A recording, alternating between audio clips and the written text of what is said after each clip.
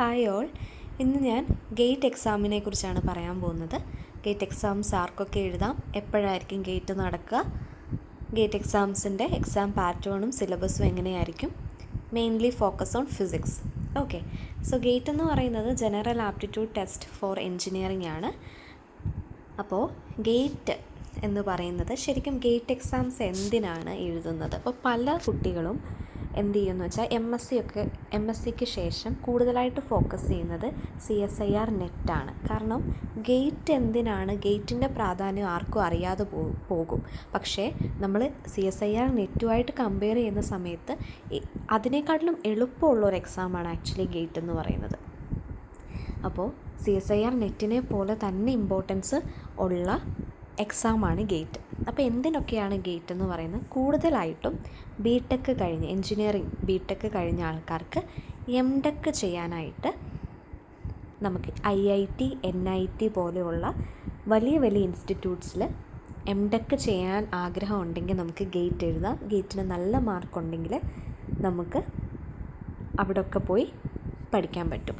പിന്നെ MSc ചെയ്യാനായിട്ട് പറ്റും. ഇവിടെയൊക്കെ IITയിൽ, അതുപോലെ തന്നെ NITയിൽ, അതുപോലെ തന്നെ IIScയിൽ. IISc അറിയില്ലേ? എന്താണ്? ഇന്ത്യൻ ഇൻസ്റ്റിറ്റ്യൂട്ട് ഓഫ് സയൻസ് അല്ലേ, ബാംഗ്ലൂരുള്ള കുറേ പേര് അവിടെയൊക്കെ പ്രൊജക്റ്റ് ചെയ്തിട്ടുണ്ടായിരിക്കും. അപ്പോൾ അവിടെയൊക്കെ നമുക്ക് പോകാനായിട്ട് പറ്റും. പിന്നെ വേറൊരു ഓപ്പർച്യൂണിറ്റി എന്ന് പറയുന്നത് നമുക്ക് PhD ചെയ്യാൻ പറ്റും. ഇതാർക്കും കൂടുതൽ ആൾക്കാർക്കൊന്നും അറിയത്തില്ല. കാരണം ഗേറ്റ് എന്ന് പറയുമ്പോൾ എല്ലാവരും ഫോക്കസ് ചെയ്യുന്ന MTech ആണ്. പക്ഷെ നമുക്ക് PhD ചെയ്യാനായിട്ട് പറ്റും. നമുക്ക് അവർ അലോ ചെയ്തേക്കുന്ന അത്രയും മാർക്ക് അല്ലെങ്കിൽ റാങ്ക് ഉണ്ടെങ്കിൽ നമുക്ക് JRFന് ഇക്വലൻ്റായിട്ട് തന്നെയാണ് ഗേറ്റ് വരിക. അപ്പോൾ JRFന് എത്രയാണോ സ്റ്റൈഫൻഡ് അത് തന്നെ ഗേറ്റിനും കിട്ടും. നല്ല മാർക്കുണ്ടെങ്കിൽ ഏകദേശം 37 to 40 തന്നെയാണ് സ്റ്റൈഫൻഡ് വരുന്നത്. അപ്പോൾ ഇത് ഇക്വലൻ്റ് ആണ്. അപ്പോൾ ഇനി ഇത് ആർക്കൊക്കെ പിന്നെ പറഞ്ഞോട്ടെ, വേറൊരു കാര്യം എന്ന് പറയുന്നത് ഗേറ്റ് എഴുതി കഴിഞ്ഞാൽ നമുക്ക് എന്ത് ചെയ്യാൻ പറ്റും എന്നറിയോ? ഗവൺമെൻറ് സെക്ടറിലും നമുക്ക് ജോബ്സ് കിട്ടും. അതായത് PSU എന്ന് കേട്ടിട്ടുണ്ടോ? Public sector undertakings. കേട്ടിട്ടില്ലെങ്കിൽ ഒന്ന് സെർച്ച് ചെയ്ത് നോക്കുക. അപ്പോൾ ഗവൺമെൻറ് സെക്ടറിൽ നമുക്ക് ഗേറ്റ് എഴുതിയാൽ ജോബ് കിട്ടും. അപ്പോൾ MTech MSc മാത്രമല്ല, PhD ചെയ്യാനും JRFനോട് തന്നെ തുല്യമായിട്ട് നമുക്ക് PhD ചെയ്യാൻ പറ്റും. അതുപോലെ തന്നെ ഗവൺമെൻറ് സെക്ടേഴ്സിലും കിട്ടും. എന്തുകൊണ്ടാണ് ഗേറ്റിനെ ഫോക്കസ് ചെയ്ത് പറയുന്നത് എന്താണെന്ന് വെച്ചാൽ, കാരണം CSIR എക്സാമിനെക്കാട്ടിലും കുറച്ചും കൂടെ എളുപ്പത്തിൽ നമുക്ക് ക്രാക്ക് ചെയ്യാൻ പറ്റുന്ന ഒരു എക്സാമായിട്ടാണ് ഗേറ്റ്. കാരണം ഗേറ്റ് എഴുതുന്ന ആൾക്കാരെ മനസ്സിലാക്കിയാൽ നമുക്കത് മനസ്സിലാവാൻ പറ്റും. ആർക്കാണ് ഗേറ്റ് എഴുതാൻ പറ്റുക? തേർഡ് ഇയർ BScക്കാർക്കും MSc ഫസ്റ്റ് ഇയർ തൊട്ട് ആർക്ക് വേണേലും ഗേറ്റ് എഴുതാൻ പറ്റും. MSc കഴിഞ്ഞവർക്കും എഴുതാം കേട്ടോ. അപ്പോൾ BSc തേർഡ് ഇയേഴ്സ് തൊട്ട് എഴുതുന്ന ഒരു എക്സാമാണ് ആക്ച്വലി ഗേറ്റ്. അപ്പോൾ നമ്മൾ നോക്കിക്കഴിഞ്ഞാൽ, ഇനി നമ്മൾ കമ്പയർ ചെയ്ത് നോക്കിക്കഴിഞ്ഞാൽ CSIRൻ്റെ സിലബസ് കൂടുതലും ഫോക്കസ് ചെയ്യുന്നത് MScയുടെ സിലബസാണ്. അതാണ് നമ്മൾ പറയുന്നത് MSc പഠിച്ചുകൊണ്ടിരിക്കുമ്പം നെറ്റ് എഴുതാൻ നോക്കുക എന്ന്. കാരണം MSc ആണ് ഫോക്കസ് ചെയ്യുന്നത്, MSc. പക്ഷേ ഗേറ്റ് എന്ന് പറയുന്നത് BScക്കാർക്കും എഴുതാൻ പറ്റുമ്പോൾ അതിൻ്റെ ഒരു ലെവല് മനസ്സിലാക്കണം. ലെവൽ ഒത്തിരി ചെറുതാണെന്നല്ല, പക്ഷേ CSIRനെ കമ്പയർ ചെയ്യുമ്പോൾ ഗേറ്റ് കുറച്ചും കൂടെ എളുപ്പമാണ്. കാരണം ഡിഗ്രിക്കാരും അത് എഴുതുന്നുണ്ട്. അപ്പോൾ ഡിഗ്രിയുടെ കുറച്ച് സിലബസും അതായത് വേറൊരു രീതി പറഞ്ഞാൽ, ശരിക്കും പറഞ്ഞാൽ ഗേറ്റ് നമ്മൾ ആദ്യം പഠിച്ചിട്ട് അതിൻ്റെ കൂടെ CSIR നോക്കുന്നതാണ് എപ്പോഴും നല്ലത്. എല്ലാവരും ആദ്യം CSIRലേക്ക് പോകും. CSIRൻ്റെ ഒരു പ്രത്യേകത കുറച്ചും കൂടെ വാസ്റ്റായിട്ടുള്ള കാര്യമാണ്. ഗേറ്റിൽ നമ്മൾ കൂടുതലും പഠിക്കുന്നത് ബേസിക്സ് അതാണ് പറഞ്ഞത്. അപ്പോൾ ഇത് നമുക്ക് ആരും അധികം പറഞ്ഞു തരാത്ത കാര്യമാണ്, അല്ലെങ്കിൽ നമ്മൾ ശ്രദ്ധിക്കാത്ത കാര്യമാണ്.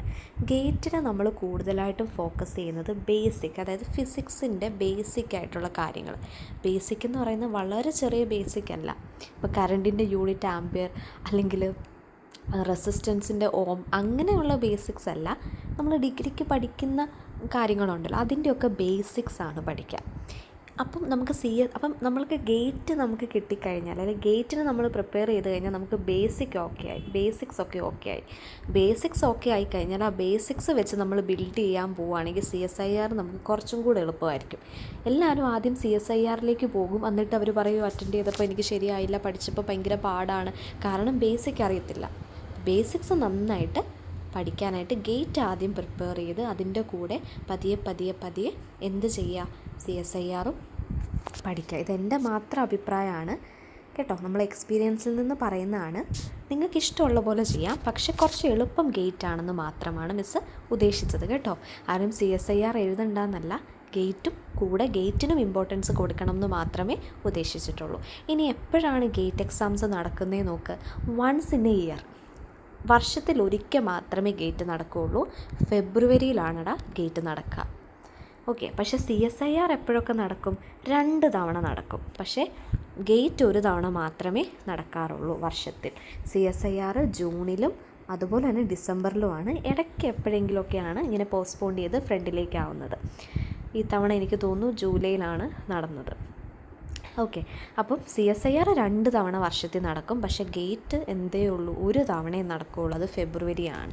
അപ്പോൾ ഫെബ്രുവരി 2026 നമ്മുടെ ഗേറ്റ് കണ്ടക്റ്റ് ചെയ്യും. നമുക്ക് നോക്കാം ഈ തവണ ആരാണ് ഗേറ്റ് കണ്ടക്ട് ചെയ്യുന്നത്. ഓരോ IITകൾ. അപ്പോൾ ഗേറ്റ് കണ്ടക്ട് ചെയ്യുന്നത് ആക്ച്വലി നിങ്ങൾക്കറിയാവുന്ന എനിക്ക് തോന്നുന്നു. എന്താണ്, കുറേ IITയും NITയും IISCയും എല്ലാം കൂടെ ചേർന്ന്, NIT നമുക്ക് പറയണ്ട, IITയും IISCയും ഒക്കെ കൂടെ ചേർന്ന് കമ്പയർ ചെയ്ത് നടക്കുന്ന ഒരു ജനറൽ ആപ്റ്റിറ്റ്യൂഡാണ്. നാഷണൽ ലെവലായിട്ടുള്ളൊരു എക്സാമാണ്. ഇന്ത്യ മുഴുവനായിട്ട് നമ്മൾ കണ്ടക്ട് ചെയ്യുന്ന CSIR പോലെ തന്നെ കണ്ടക്ട് ചെയ്യുന്ന എക്സാമാണ് കേട്ടോ. ഈ തവണ നമ്മുടെ എക്സാം കണ്ടക്ട് ചെയ്യുന്നത് IIT ഗുവാഹട്ടിയാണ്. IIT ഗുവാഹട്ടി ആസാമിലുള്ള ഫേമസ് ആയിട്ടുള്ള ഇൻസ്റ്റിറ്റ്യൂട്ടാണ്. കുറച്ചും കൂടെ ഫ്രണ്ട്ലി ആയിട്ടുള്ള അപ്രോച്ചൊക്കെ ആയിരിക്കാമെന്ന് നമുക്ക് പ്രതീക്ഷിക്കാം. ക്വസ്റ്റ്യൻസ് ഇപ്പം മിസ്സൊന്നും പറയുന്നില്ല, എന്നാലും കുറച്ച് ഫ്രണ്ട്ലി ആയിട്ട് നമുക്ക് പഠിച്ചാൽ നമുക്ക് എളുപ്പമായിരിക്കുന്ന തരത്തിലുള്ള ക്വസ്റ്റ്യൻ ആയിരിക്കും. കുറച്ച് ഫ്രണ്ട്ലി ആയിരിക്കും സ്റ്റുഡൻസിനോട് എന്ന് തോന്നുന്നു കേട്ടോ. അപ്പോൾ IIT ഗുവാഹട്ടിയാണ് ഈ തവണത്തെ 2026 നമ്മുടെ പേപ്പേഴ്സ് റെഡിയാക്കുന്നത്. ഓക്കെ, ഇനി നോക്കൂ, ഇപ്പം ഡേറ്റ് വന്നിട്ടുണ്ട് ഫെബ്രുവരി. എന്നൊക്കെ എക്സാംസ് നോക്കൂ, ഫെബ്രുവരി 7, 8, 14, 15. അപ്പം ഇത്രയും ഡേറ്റ് എന്താ മിസ് ഇത്രയും ഡേറ്റ് എന്ന് വെച്ചാൽ ഇത് ഫിസിക്സിൻ്റെ മാത്രമല്ല, എല്ലാ ബ്രാഞ്ചും ഉണ്ടല്ലോ. എഞ്ചിനീയറിംഗുകാർ എഴുതുന്നുണ്ട്, പല സബ്ജക്റ്റുകാർ എഴുതുന്നുണ്ട്. അപ്പോൾ ഫൈനൽ നമ്മുടെ എന്നാണെന്നുള്ളതൊക്കെ ഫിസിക്സുകാരുടെ എന്നാന്നൊക്കെ വരും. അപ്പോൾ മിസ് വേണമെങ്കിൽ അപ്ഡേറ്റ് ചെയ്യണമെങ്കിൽ ചെയ്യാം കേട്ടോ. അപ്പോൾ ഫെബ്രുവരി ഇത്രയും ഡേറ്റ്സിനെ ഈ ഏതെങ്കിലുമൊക്കെ ഡേറ്റ്സിലായിരിക്കും ഫിസിക്സ് നടക്കുക. ചിലപ്പം പോസ്റ്റ്പോണ്ട് ചെയ്യാൻ ചാൻസ് വളരെ കുറവാണ്. ഏതായാലും നമുക്ക് നോക്കാം എങ്ങനെയായി തീരുമെന്ന്. ഓക്കെ, ഇനിയും പിന്നെ പറയാനുള്ളത് നോക്കൂ, നമുക്ക് എന്താണ് ഗേറ്റിൻ്റെ സൈറ്റ് അല്ലെങ്കിൽ ഗേറ്റിൻ്റെ അപ്ഡേറ്റ്സ് ഓപ്പൺ ആയിട്ടുണ്ട്.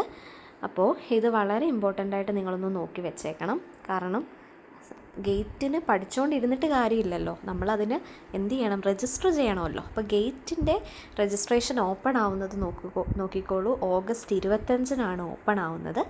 സെപ്റ്റംബർ 25 എന്താണ് നോർമലായിട്ട്, അതായത് സെപ്റ്റംബർ 25 ഉള്ളിൽ നമ്മൾ ചെയ്യാനായിട്ട് ശ്രമിക്കണം. ഓക്കെ, അപ്പോൾ നോക്കിയേ, ഇതെന്ന് പറയുന്നത് എനിക്ക് തോന്നുന്നു എന്താണ് women or SC or ST or അങ്ങനെയുള്ള കാറ്റഗറിക്കാണ്. വിമൻ എന്ന് ഞാൻ കണ്ടു, അതൊന്ന് ജസ്റ്റ് ചെക്ക് ചെയ്യുക കേട്ടോ, എനിക്ക് ഉറപ്പില്ല. പിന്നെ ജനറൽ കാറ്റഗറിക്ക് 2000 ഇനി നോക്കൂ, ശരിക്കും പറഞ്ഞാൽ എക്സ്റ്റെൻഡഡ് പീരീഡ് നോക്കൂ, ഒക്ടോബർ 6 മാത്രമേ രജിസ്ട്രേഷൻ ക്ലോസ് ആവത്തുള്ളൂ. പക്ഷേ സെപ്റ്റംബർ 25 തൊട്ട് ഒക്ടോബർ 6 വരെ ചെയ്യുന്ന ആൾക്കാർക്ക് 500 രൂപ എക്സ്ട്രാ ആണ്. അപ്പോൾ ഇതിന് വേണ്ടി നിൽക്കേണ്ട, ഓഗസ്റ്റ് 25 മുതൽ തന്നെ നമ്മൾ ചെയ്ത് തുടങ്ങാം. അങ്ങനെയാണെങ്കിൽ നമുക്ക് 200 2000 1000. അപ്പം ജനറലിന് 2000 വരുന്നത് കേട്ടോ, അതറിനാണ് 1000. ഇനി എക്സ്റ്റെൻഡഡ് പീരീഡ് ആണെങ്കിൽ എന്ത് വരും, എക്സ്റ്റെൻഡഡ് പീരീഡ് ആണെങ്കിൽ 500 രൂപയും കൂടെ എക്സ്ട്രാ വരും, അതിൻ്റെ ആവശ്യമില്ലല്ലോ. ഓക്കെ, അപ്പോൾ അത് ചെയ്യുക. അപ്പോൾ ഇതാണ് രജിസ്ട്രേഷൻ്റെ കാര്യങ്ങളൊക്കെ കേട്ടോ.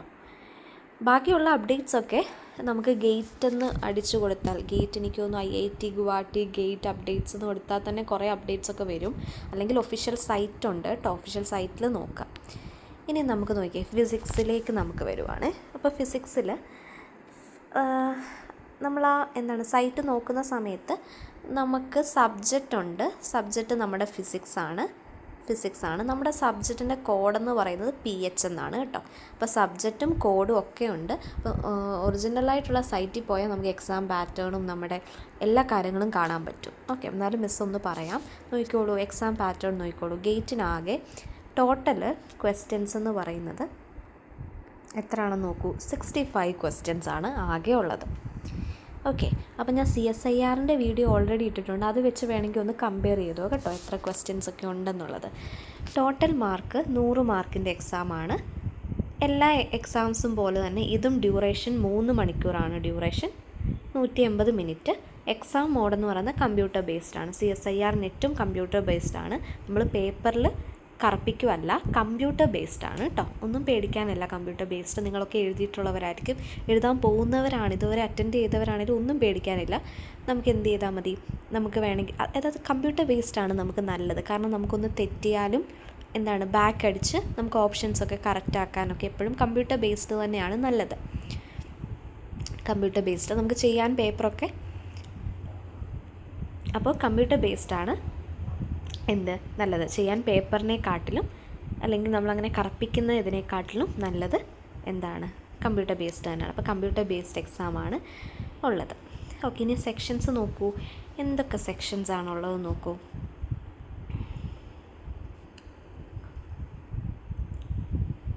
ഓക്കെ, 2 സെക്ഷൻസ് ആണുള്ളത്. General aptitude section 1 and core physics. അപ്പോൾ ജനറൽ ആപ്റ്റിറ്റ്യൂഡിൽ ആകെ 10 ക്വസ്റ്റ്യൻസ് ആണുള്ളത് 15 മാർക്കിന്. അതായത് 5 ക്വസ്റ്റ്യൻസ് വിത്ത് 1 മാർക്കും 5 ക്വസ്റ്റ്യൻസ് വിത്ത് 2 മാർക്സും. ചിലപ്പം 1 to 5 ക്വസ്റ്റ്യൻസ് എന്തായിരിക്കും 1 മാർക്കിനും, 6 to 10 എത്ര ആയിരിക്കും 2 മാർക്സിനും ആയിരിക്കും. അപ്പം ഇങ്ങനെയായിരിക്കും ക്വസ്റ്റ്യൻസ്. ജനറൽ പാർട്ട് 10 മാർക്കിന് 10 ക്വസ്റ്റ്യൻസ് 15 മാർക്കിന്. ഓക്കെ, അപ്പോൾ 5 ക്വസ്റ്റ്യൻസിന് 1 മാർക്കും അടുത്ത 5 ക്വസ്റ്റ്യൻസിന് 2 മാർക്കും ഇതായിരിക്കും ഉള്ളത്. അതാണ് പാർട്ട് A എന്ന് പറയുന്നത്. അപ്പോൾ ടോട്ടൽ പാർട്ട് A എന്ന് പറയുമ്പോൾ എത്ര ക്വസ്റ്റ്യൻസ് ഉണ്ട്? ആകെ 10 ക്വസ്റ്റ്യൻസ് ആണ് ഉള്ളത്. ഓക്കെ, 10 അല്ലെങ്കിൽ കൂടി വന്നാൽ 11, അത്രയൊക്കെ ക്വസ്റ്റ്യൻസ് ആയിരിക്കും ഉള്ളത് കേട്ടോ. ഇനിയും കോർ ഫിസിക്സ് നോക്കൂ. കോർ ഫിസിക്സിന് 55 ക്വസ്റ്റ്യൻസ് ആണുള്ളത്. ഓക്കെ, അപ്പോൾ 55 + 10 എന്ന് പറയുന്നതാണല്ലോ 65. അപ്പോൾ ഓക്കെ, അപ്പോൾ കറക്റ്റായി. അപ്പോൾ ടോട്ടൽ 65 ക്വസ്റ്റ്യൻസ് ആണുള്ളത്. അതിൽ 10 ക്വസ്റ്റ്യൻസ് ജനറൽ ആപ്റ്റിറ്റ്യൂഡും ഫിസിക്സ് 55 ക്വസ്റ്റ്യൻസ് ഫിസിക്സിൽ നിന്നുമാണ്.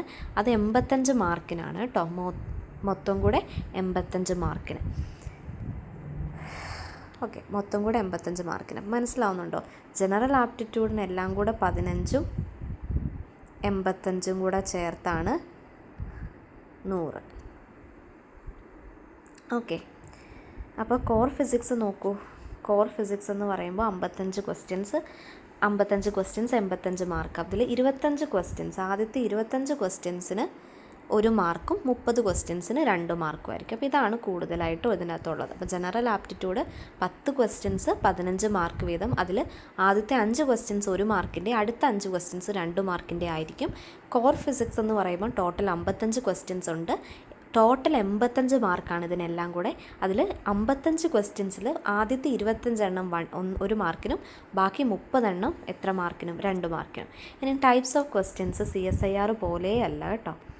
ടൈപ്പ് ഓഫ് ക്വസ്റ്റ്യൻസിന് വ്യത്യാസമുണ്ട്. നോക്കിക്കേ, MCQ ഉണ്ട്, അത് കഴിഞ്ഞ് NAT ഉണ്ട്, അത് കഴിഞ്ഞ് MSQ. ഇങ്ങനെയായിരിക്കും ഓർഡർ എന്ന് തോന്നുന്നു കേട്ടോ. ചിലപ്പോൾ ഇത് രണ്ടും മാറിയാലേ ഉള്ളൂ. MCQ എന്ന് വെച്ചാൽ മൾട്ടിപ്പിൾ ചോയ്സ് ക്വസ്റ്റ്യൻസ്. അതായത് അതിനൊരു കറക്റ്റ് ആൻസറേ ഉണ്ടായിരിക്കുള്ളൂ. ഓപ്ഷൻസ് നമുക്ക് തരും. A, B, C എന്നുള്ള ഓപ്ഷൻസ് നമുക്ക് തരും. A, B, C എന്നുള്ള ഓപ്ഷൻസ് തരും. അതാണ് MCQs. അതിലേതെങ്കിലും ഒരു ഉത്തരം, ഒരു ഓപ്ഷൻ ശരിയായിരിക്കും. ഇനി എന്താ NAT? എന്താ മിസ്സേ? NAT എന്ന് വെച്ചാൽ ന്യൂമറിക്കൽ ആൻസർ ടൈപ്പ്. അതായത് ക്വസ്റ്റ്യൻ മാത്രമേ തരത്തുള്ളൂ. ആൻസർ നമ്മൾ എന്ത് ചെയ്യണം, ടൈപ്പ് ചെയ്ത് കമ്പ്യൂട്ടറിൽ ടൈപ്പ് ചെയ്യണം. ചിലപ്പോൾ 12 എന്നോ 10 എന്നോ അങ്ങനെ നമ്മൾ ന്യൂമറിക്കൽ ആൻസേഴ്സ് ഇല്ലേടാ, അങ്ങനത്തെ ആൻസേഴ്സ് ആയിരിക്കും. അതാണ് NAT എന്ന് വെച്ചാൽ അതിന് ഓപ്ഷൻ കാണത്തില്ല, അതിന് ഒറ്റ ഒരു ഉത്തരേ കാണത്തുള്ളൂ. നമ്മൾ ചെയ്ത് വരുമ്പോൾ നമുക്ക് കിട്ടുന്ന ആൻസർ എന്താണോ, പേപ്പറിൽ നമ്മൾ ചെയ്ത് കിട്ടുന്ന ആൻസർ എന്താണോ അത് കമ്പ്യൂട്ടറിലേക്ക് ടൈപ്പ് ചെയ്യുവാണ് ചെയ്യുന്നത്. അപ്പോൾ അതിൻ്റെ പ്രത്യേക ഒരു കാര്യം ഓർക്കണം, നോ ഓപ്ഷൻ ഇല്ല, കറക്കി കുത്താൻ പറ്റില്ല. അപ്പോൾ കൺസെപ്റ്റും ബേസിക്കും അറിഞ്ഞാൽ മാത്രമേ ചെയ്യാൻ പറ്റുള്ളൂ. ഓക്കെ, ഇനി അടുത്തത് എന്ത് തരത്തിലുള്ളതാ? അടുത്തത് MSQ. ഇതെന്താ മിസ്സേ MSQ? മൾട്ടിപ്പിൾ സെലക്ട് ക്വസ്റ്റ്യൻ എന്ന് വെച്ചാൽ ഓപ്ഷൻ എയും ബിയും സി ഡി ഇങ്ങനെ ഓപ്ഷൻസ് കാണും, പക്ഷെ ഒന്നിലധികം ഉത്തരം ഉണ്ടായിരിക്കുമോടാ ഇതിന്. ആ 2 ഉത്തരവും കറക്റ്റായാൽ മാത്രമേ നമുക്ക് മാർക്കുള്ളൂ കേട്ടോ. അതായത് അപ്പോൾ MSQ എന്ന് വെച്ചാൽ സെലക്റ്റീവ് മൾട്ടിപ്പിൾ സെലക്ട് ക്വസ്റ്റ്യൻ എന്ന് വെച്ചാൽ ഒന്നിലധികം ആൻസേഴ്സ് ഉണ്ടായിരിക്കും. ഓപ്ഷൻസ് ഉണ്ട്, പക്ഷേ ഓപ്ഷൻസിൽ ഒന്നിലധികം ഉത്തരങ്ങൾ വരും. അപ്പോൾ ഏതാണ് ആ ഉത്തരം എന്ന് കറക്റ്റ് നമ്മൾ എഴുതേണ്ടതായിട്ട് വരും. അപ്പോൾ ഇത്രയാണ്. CSIR ഇങ്ങനെയൊന്നും ഉണ്ടായിരുന്നില്ലല്ലോ, മൊത്തവും എനിക്ക് തോന്നുന്നു MCQs ആണ്. എനിക്ക് ഓർക്കാൻ പറ്റുന്നില്ല. അതെ, MCQ ആണെന്നാണ് എനിക്ക് തോന്നുന്നത്. അതിൻ്റെ ഒരു വീഡിയോ ഞാൻ ഇട്ടിട്ടുണ്ട്. എന്താണ് MCQ ആയിരുന്നു. ഏതായാലും NAT ഒന്നും അതിൻ്റെ ഉണ്ടായതായിട്ട് എനിക്ക് ഓർമ്മയില്ല. ഓക്കെ, അപ്പം ഗേറ്റിനാണ് ശരിക്കും ഈ ഭാഗമാണ് ഓർക്കേണ്ടത് കേട്ടോ. ഇതിന് ഓപ്ഷൻ ഇല്ലയെന്ന് ഓർക്കുക, ടൈപ്പ് ചെയ്ത് എഴുതാനുള്ളതാണ്. ഇതിന് ഒന്നിലധികം ഓപ്ഷനുണ്ട്, ഇതിന് കറക്റ്റ് ഒരു ഓപ്ഷനേ ഉള്ളൂ. ഇനിയും മിസ്സേ നെഗറ്റീവ് മാർക്കുണ്ടോ? അടുത്ത ക്വസ്റ്റ്യൻ അതല്ലേ നമ്മുടെ. നെഗറ്റീവ് മാർക്കിൻ്റെ കാര്യവും ഇവിടെ കുറച്ചും കൂടെ ലിബറൽ ആണെന്ന് എനിക്ക് തോന്നുന്നു. കാരണം CSIR നെഗറ്റീവ് മാർക്സ് ഉണ്ട്, പക്ഷേ നമ്മുടെ ഗേറ്റിന് എന്തില്ലെന്ന് വെച്ചാൽ ഇവർക്ക് 2 പേർക്കും നെഗറ്റീവ് മാർക്കില്ല കേട്ടോ. അതായത് നമ്മൾ കറക്കി കുത്തി ഒന്നിലധികം എഴുതുന്ന MSQനും അതുപോലെ തന്നെ നമ്മൾ സ്വയം ചെയ്ത് കമ്പ്യൂട്ടറിൽ ടൈപ്പ് ചെയ്ത് കൊടുക്കുന്ന ആൻസർ ആയിട്ടുള്ള NAT ന്യൂമറിക്കൽ ആൻസർ ടൈപ്പിനും നെഗറ്റീവ് ഇല്ല. അത് എഴുതിയാലും തെറ്റാണെങ്കിലും നെഗറ്റീവ് മാർക്ക് വരില്ല. പക്ഷേ MCQകൾക്ക് നെഗറ്റീവ് ഉണ്ട്. അതായത് ഓപ്ഷൻ A, B, C ഏതെങ്കിലും ഒരു ഉത്തരം ശരിയുള്ളതിന് തെറ്റിപ്പോയാൽ നെഗറ്റീവ് ഉണ്ട്. അതിന് മിസ്സ് പറഞ്ഞു അതിൽ 10 ക്വസ്റ്റ്യൻസ് ആണുള്ളത്. 10ൽ ആദ്യത്തെ 5 എണ്ണത്തിന് 1 മാർക്കായിരിക്കും. അപ്പോൾ ആദ്യത്തെ 5 എണ്ണത്തിൽ ഏതെങ്കിലും തെറ്റിപ്പോവുകയാണെങ്കിൽ 1/3 മാർക്ക് നമ്മുടെ റെഡ്യൂസ് ആകും. അടുത്ത 5 എണ്ണത്തിന് 2 മാർക്കാണെന്ന് മിസ്സ് പറഞ്ഞു. അതിലേതെങ്കിലും തെറ്റിപ്പോയാൽ 2/3 മാർക്സ് നമുക്ക് ഓരോ തെറ്റിപ്പോകുന്നതനുസരിച്ച് കുറയും. മനസ്സിലായോ? അപ്പോൾ ഇതാണ് ടൈപ്പ് ഓഫ് ക്വസ്റ്റ്യൻ. MCQ ഉണ്ട്, MSQs ഉണ്ട്, NAT ഉണ്ട്. MCQന് മാത്രമേ നെഗറ്റീവ് മാർക്സ് ഉള്ളൂ. 1 മാർക്കിനുള്ളതാണെങ്കിൽ 1/3, 2 മാർക്സിനുള്ളതാണെങ്കിൽ 2/3 വെച്ച് കുറയും. ഓക്കെ, ഇനി അടുത്തത് നമുക്ക് നോക്കാം ഗേറ്റിൻ്റെ സിലബസ് നോക്കി. ഗേറ്റിൻ്റെ സിലബസ് നെറ്റിനെ വെച്ച് നോക്കുമ്പം കുറച്ചും കൂടെ കുറവാണ്, കുറച്ച് ബേസിക് ആയിട്ടുള്ള കാര്യങ്ങളൊക്കെയാണ്. എന്നാൽ ഒത്തിരി വ്യത്യാസം ഇല്ല കേട്ടോ. കാരണം ഡിഗ്രിക്കാർ കൂടെ ഉള്ളതുകൊണ്ട് നമുക്ക് കുറച്ചും കൂടെ സിമ്പിളാണെന്ന് ഞാൻ പറഞ്ഞുവല്ലോ. അപ്പം ഏറ്റവും ഇമ്പോർട്ടൻ്റ് ആയിട്ട് എല്ലാ എക്സാംസിനും ഏറ്റവും ഇമ്പോർട്ടൻ്റ് ആയിട്ടുള്ള 5 സബ്ജക്റ്റുകളാണ്. ഒന്നും പഠിച്ചില്ലെങ്കിൽ ഇത് പഠിക്കണമെന്ന് എല്ലാവരും പറയും. Mathematical physics, classical mechanics, electro, quantum, 1, 2 and thermo. ഏറ്റവും പാടായിട്ടുള്ളതായിട്ട് നമുക്ക് തോന്നുന്ന സബ്ജക്റ്റുകളാണിതല്ലേ. പക്ഷേ നമുക്ക് കുറച്ച് ഇൻട്രസ്റ്റിംഗ് ആയിട്ട് തന്നെ പഠിക്കാൻ പറ്റുന്നതാണ് കേട്ടോ. അപ്പം ഏറ്റവും ഇമ്പോർട്ടൻ്റ് ആയിട്ട് നമ്മൾ മാത്തമാറ്റിക്കൽ പഠിക്കാതെ പോകരുത് കേട്ടോ. മാത്തമാറ്റിക്കൽ നമുക്ക് നല്ല ബോറടിക്കാത്തൊരു ഡ്രൈ അല്ലാത്തൊരു സബ്ജക്റ്റുമാണ്. നമുക്ക് പഠിച്ചാൽ ക്വസ്റ്റ്യൻസ് വരും. ക്ലാസിക്കലും നമുക്ക് ഇൻട്രസ്റ്റിംഗ് ആയിട്ട് തന്നെ ഈ ലഗ്രാഞ്ചിൻ്റെ ഒക്കെ വീഡിയോസ് ഞാൻ ഇടാം കേട്ടോ ഉടനെ തന്നെ. ഇപ്പോൾ ലഗ്രാഞ്ചൻ, ഹാമിൽട്ടോണിയൻ, അതുപോലെയുള്ള കെപ്ലേഴ്സ് പ്രോബ്ലം ഒക്കെ നമുക്ക് പഠിക്കാൻ പറ്റുന്നതേ ഉള്ളൂ. അപ്പോൾ ഇതെല്ലാം തന്നെ നമുക്ക് പഠിക്കാൻ പറ്റുന്നേ ഉള്ളടാ. നമ്മൾ MSc പഠിച്ചവരാണെങ്കിൽ കുറച്ചും കൂടെ സിമ്പിളാണ്. BScക്കാർക്കും സിമ്പിൾ തന്നെയാണ്. കാരണം ഇതെല്ലാം നമ്മുടെ സിലബസിലുള്ളതാണ്, എല്ലാ യൂണിവേഴ്സിറ്റിയുടെ സിലബസിലുള്ളതാണ്. പിന്നെ EM തിയറി, ക്വാണ്ടം മെക്കാനിക്സ്, പിന്നെ ഇലക്ട്രോണിക്സ് ഒക്കെ കുറച്ച് നമുക്ക് വേണമെങ്കിൽ പഠിക്കാൻ ഇത് എനിക്ക് തോന്നുന്നു ഗേറ്റിൻ്റെ ഇലക്ട്രോണിക്സ് വലിയ കുഴപ്പമില്ല. പക്ഷേ CSIRൻ്റെ ഇലക്ട്രോണിക്സിലേക്ക് വരുമ്പോൾ ഉള്ള പ്രശ്നം അധികം നമുക്ക് ഇലക്ട്രോണിക്സിൻ്റെ ക്ലാസ് ഒന്നും നന്നായിട്ട് കിട്ടിയിട്ടില്ല ഇവിടുന്ന്. അപ്പം ഇലക്ട്രോണിക്സിനൊരു ബുദ്ധിമുട്ടുണ്ടായിരിക്കും. പക്ഷേ ഈ ഇലക്ട്രോണിക്സിന് അധികം ബുദ്ധിമുട്ട് വരാൻ ചാൻസ് കുറവാണ്. ഇനി ഇലക്ട്രോണിക്സ് ഇഷ്ടമുള്ളവർക്ക് അത് പഠിക്കാം കേട്ടോ. പിന്നെ nuclear and particle physics optional ഒന്നുമല്ല, പഠിക്കണം. അറ്റോമിക്കും ഇതൊക്കെ പഠിക്കണം, പക്ഷെ കൂടുതൽ ഇമ്പോർട്ടൻസ് ഈ 5 സബ്ജക്ട്സിന് കുറച്ച് ഇമ്പോർട്ടൻസ് കൊടുക്കുക, എല്ലാത്തിനും ഇമ്പോർട്ടൻസ് കൊടുക്കുക കേട്ടോ. മിസ് അങ്ങനെ പറഞ്ഞതേ ഉള്ളൂ, നമുക്ക് സമയമുണ്ട്, ഫെബ്രുവരിയിലാണ് എക്സാം, നന്നായിട്ട് പ്രിപ്പയർ ചെയ്യുക. പിന്നെ അപ്പോൾ ഇത്രയാണ് ഇതിൽ നിന്ന് പറയാനുള്ളത്. പിന്നെ നോക്കൂ, അപ്പം ഇതിനെക്കുറിച്ച് ഡീറ്റെയിൽ ആയിട്ട് ഇനിയൊന്നും വേണ്ടല്ലോ അല്ലേ, കാരണം എല്ലാം കൊടുത്തിട്ടുണ്ട്. മാത്തമാറ്റിക്കൽ ഫിസിക്സിൽ ഏതൊക്കെയാണ്, ക്ലാസിക്കൽ മെക്കാനിക്സിൽ ഏതൊക്കെയാണെന്ന് എല്ലാ സബ്ജക്റ്റും എല്ലാ കാര്യങ്ങളും നമുക്ക് വേണ്ടതാണ് കേട്ടോ. ഇനി നോക്കിയാൽ ജനറൽ ആപ്റ്റിറ്റ്യൂഡിനാണ് ഇച്ചിരി വ്യത്യാസമുള്ളത് കേട്ടോ, കുറച്ചേറെ വ്യത്യാസം. നോക്കൂ, ജനറൽ ആപ്റ്റിറ്റ്യൂഡ് ഇതാണ് ഗേറ്റിൻ്റെ. അപ്പോൾ ഇതിലാകെ വന്നിരിക്കുന്ന വ്യത്യാസം എന്ന് പറയുന്നത് CSIR നെറ്റിനെ വെച്ച് നോക്കുമ്പോൾ ഈ ഒരു ഭാഗമാണ്. അതായത് വെർബൽ ആപ്റ്റിറ്റ്യൂഡ് എന്ന് പറയുന്നൊരു സംഭവം കയറി വന്നിട്ടുണ്ട്. ഇത് നമുക്ക് ഗേറ്റിൻ്റെ അല്ലല്ലോ, നെറ്റിൻ്റെ ജനറൽ ആപ്റ്റിറ്റ്യൂഡിൻ്റെ സിലബസിലില്ലായിരുന്നു കേട്ടോ. ഈ ഒരു verbal aptitude, basic English grammar, tenses, articles, ഇതൊക്കെ നമുക്ക് വേണമെങ്കിൽ എന്ത് കിട്ടും, യൂട്യൂബിൽ ഗേറ്റ് വെർബൽ ആപ്റ്റിറ്റ്യൂഡ് എന്ന് കൊടുത്താൽ തന്നെ കുറേ വീഡിയോസ് കിട്ടും. ഇത് നമുക്ക് നോക്കി പഠിക്കാവുന്നതേ ഉള്ളൂ. കാരണം വെർബൽ ആപ്റ്റിറ്റ്യൂഡ് കൂടുതലും നമ്മൾ ഇംഗ്ലീഷിൽ തന്നെ കേട്ട് പഠിക്കുന്നതല്ല. അപ്പം അങ്ങനെ കുറേ വീഡിയോസ് ഉണ്ട്. ഒരു ദിവസം 1-2 വീഡിയോസ് വെച്ചിട്ട് നമ്മുടെ ജനറൽ ആപ്റ്റിറ്റ്യൂഡ് നമ്മൾ ഓൾറെഡി വീഡിയോ ഇടുന്നുണ്ട്, അതും കേൾക്കണം. അതുപോലെ തന്നെ വെർബലിൻ്റെയും കൂടെ കേട്ട്, അല്ലെങ്കിൽ നിങ്ങൾക്ക് ഇഷ്ടമുള്ളത് എന്താണോ അത് കേട്ട് പോകുക കേട്ടോ. പിന്നെ ഇതൊക്കെ തന്നെ നമ്മുടെ നെറ്റിൻ്റെ തന്നെയാണ്. Qualitative aptitude, analytical aptitude, spatial aptitude ഉണ്ടെന്നാണ് എൻ്റെ ഓർമ്മ. മിററിംഗ് ഒക്കെ ഉള്ള പോലെ ഒരു ഓർമ്മയുണ്ട്, നമുക്ക് നോക്കാം. ഏതായാലും ഇതെല്ലാം തന്നെ നെറ്റിൻ്റെ തന്നെയാണ്. ഇതാണൊരു വ്യത്യാസം, വെർബൽ ആപ്റ്റിറ്റ്യൂഡ് കേട്ടോ. അപ്പോൾ ഗേറ്റിനെ നോക്കിക്കോളൂ, വെർബൽ ആപ്റ്റിറ്റ്യൂഡ് കണ്ടോ, ഇതാണ് ഗേറ്റിൻ്റെ ജനറൽ ആപ്റ്റിറ്റ്യൂഡിൻ്റെ സിലബസ്. ഓക്കെ, പിന്നെ എനിക്ക് പറയാനുള്ളത് ഇത്രയും കാര്യങ്ങളാണ് പ്രധാനമായിട്ട് പറയാനുള്ളത്. പിന്നെ മിസ് വേണമെങ്കിൽ 2 ഇമ്പോർട്ടൻറ്റ് കാര്യങ്ങൾ പറയാം. ഒന്ന്, നിങ്ങൾക്ക് നോക്കിക്കോളൂ, ഒരു മിനിറ്റ്. ഓക്കെ, ഒന്ന്, നിങ്ങൾക്ക് ഗേറ്റിൻ്റെയും അതുപോലെ തന്നെ CSIR ഒക്കെ പഠിക്കുന്ന കുട്ടികളാണെങ്കിൽ ഒരു ആപ്പ് മിസ് പറഞ്ഞുതരാം, നോക്കിക്കേ. CSIR നെറ്റ് PH ഇതാണ് കേട്ടോ, ഇതാണ് ഈ ആപ്പ്. ഇത് നമ്മൾ ഡൗൺലോഡ് ചെയ്യുവാണെങ്കിൽ നമുക്ക് എന്ത് കിട്ടും, സിലബസ് കിട്ടും. ഗേറ്റിൻ്റെയും നെറ്റിൻ്റെയും സിലബസ് കിട്ടും, പ്രീവിയസ് ഇയർ ക്വസ്റ്റ്യൻസ് കിട്ടും, നമുക്ക് ഏത് സ്റ്റാൻഡേർഡ് ബുക്കാണ് റെഫർ ചെയ്യേണ്ടതെന്ന് കിട്ടും. പിന്നെ നമുക്ക് അവരുടെ നോട്ട്സിനെ ഞാൻ കൂടുതൽ ഫോക്കസ് ചെയ്ത് പറയത്തില്ല, കാരണം നമുക്ക് നമ്മുടെ നോട്ട്സ് വേണം കേട്ടോ, എത്ര നോട്ട്സ് കയ്യിലുണ്ടെങ്കിലും. പക്ഷെ ബാക്കിയെല്ലാ സിലബസും PYQs ഒക്കെ തന്നെ നമുക്ക് ഇതിൽ നിന്ന് കിട്ടും. പക്ഷേ ജനറൽ ആപ്റ്റിറ്റ്യൂഡിൻ്റെ ജനറൽ ആപ്റ്റിറ്റ്യൂഡിൻ്റെ സ്റ്റാൻഡേർഡ് ടെസ്റ്റുകളൊക്കെ കിടപ്പുണ്ട് കേട്ടോ. ബാക്കി സിലബസും എക്സാം എനിക്ക് തോന്നുന്നു വിത്ത് സൊല്യൂഷൻസ് ഉണ്ടെന്നാണ് തോന്നുന്നത്, ക്വസ്റ്റ്യൻ പേപ്പേഴ്സിൻ്റെ. അതുണ്ടോയെന്നൊന്ന് ചെക്ക് ചെയ്ത് നോക്ക്. വേണ്ടവർക്ക് ഈ ഒരു ആപ്പ് മിസ് പറഞ്ഞു എന്നേ ഉള്ളൂ കേട്ടോ, ചിലപ്പോൾ യൂസ്ഫുള്ളാകും. ഇനി അടുത്തൊരു കാര്യം, ഗേറ്റിൻ്റെ മോക്ക് ടെസ്റ്റ് വിളിച്ചിട്ടുണ്ട്. That is NPTEL. നിങ്ങൾ കേട്ടിട്ടുണ്ടായിരിക്കുമല്ലോ NPTEL. അപ്പോൾ NPTELൻ്റെ വെബ്സൈറ്റിൽ ഗേറ്റ് മോക്ക് ടെസ്റ്റ് സീരീസ് വരുന്നുണ്ട്. അപ്പോൾ അത് നിങ്ങളൊന്ന് രജിസ്റ്റർ ചെയ്ത് നോക്കൂ. അതായത് എല്ലാ സൺഡേയും 2 മണി തൊട്ട് 5 മണി വരെയാണ് ആ ടെക്സ്റ്റ് സീരീസ് അവർ എഴുതുന്നത്. അപ്പോൾ ടെക്സ്റ്റ് സീരീസ് എഴുതുന്നത് കൊണ്ടുള്ള പ്രത്യേകത എന്താ, നമുക്ക് എക്സാംസ് എങ്ങനെയായിരിക്കും നമുക്ക് ചെയ്യാൻ പറ്റുന്നത്. ചിലപ്പോൾ നമ്മളൊന്നും പഠിച്ചിട്ടുണ്ടായിരിക്കത്തില്ലടാ, പക്ഷെ നിങ്ങളൊന്ന് അറ്റൻഡ് ചെയ്ത് നോക്കുക, അപ്പം നമുക്ക് അറിയാൻ പറ്റും എന്തൊക്കെ ക്വസ്റ്റ്യൻസ് ആയിരിക്കും, എങ്ങനെയായിരിക്കും. അല്ലാതെ കുട്ടികളൊക്കെ ചെയ്യുന്നൊരു തെറ്റാണ്, എല്ലാം പഠിച്ചിട്ട് ഞാൻ ടെസ്റ്റ് സീരീസ് ചെയ്തോളൂ. അതൊരു മിസ് പറഞ്ഞൊരു വൃത്തികെട്ട ഒരു കൺസെപ്റ്റാണ് ശരിക്കും. കുറച്ച് കാര്യം പഠിച്ചാലും കുഴപ്പമില്ല, നിങ്ങളൊന്ന് അറ്റൻഡ് ചെയ്ത് നോക്കുക, എങ്ങനെയായിരിക്കും ക്വസ്റ്റ്യൻസ് വരുന്നതെന്നൊക്കെ ഒരു ഐഡിയ കിട്ടും. അപ്പം കുട്ടികൾക്ക് പറഞ്ഞു തന്ന 2 ടിപ്പുകളാണ്.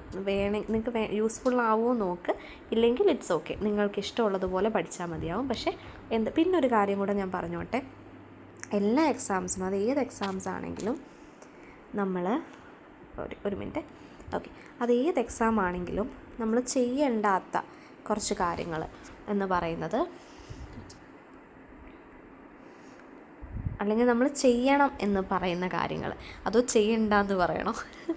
ഓക്കെ, ചെയ്യണ്ടെന്ന് ഞാൻ പറയാമല്ലേ, നമുക്ക് എപ്പോഴും നെഗറ്റീവ് കാര്യങ്ങളല്ലേ നമ്മൾ കുറച്ചുകൂടെ അട്രാക്റ്റ് ആകുന്നത്. അപ്പോൾ ചെയ്യേണ്ടാത്തൊരു കാര്യം എന്ന് പറയുന്നത് കുറച്ച് പഠിക്കരുത്.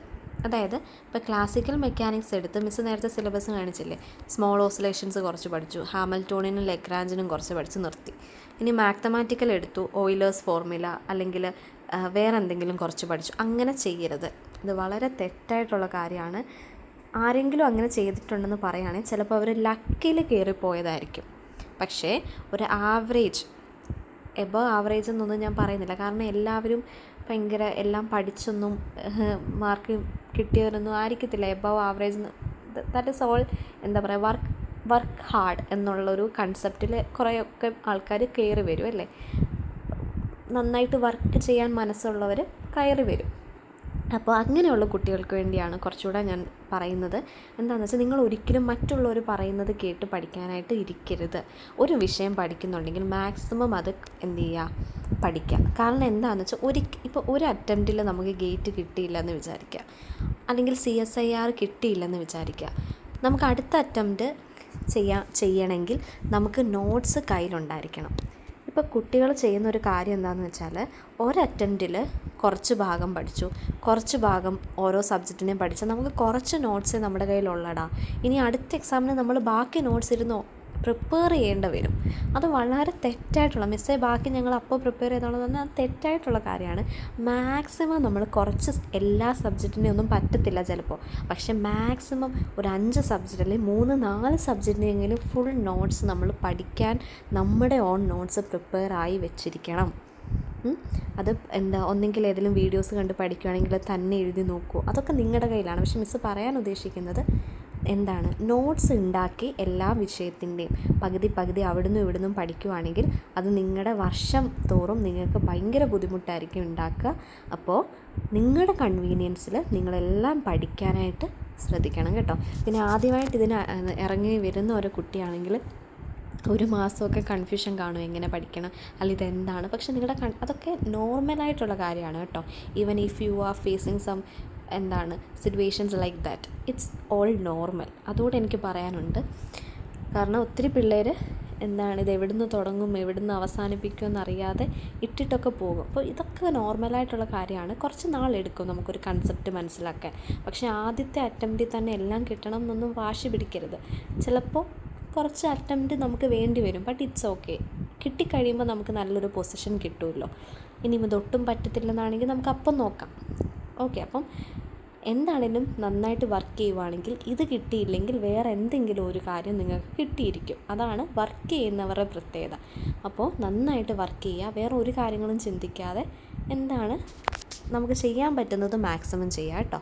അപ്പോൾ ഇത്രയൊക്കെയാണ് നമുക്ക് ഉള്ളത്. അപ്പോൾ ക്ലാസിക്കൽ മെക്കാനിക്സിൻ്റെ വീഡിയോസ് നമുക്കിടാം, അതിൻ്റെ കൂടെ തന്നെ ജനറൽ ആപ്റ്റിറ്റ്യൂഡും ചെയ്യാം കേട്ടോ. Okay, thank you.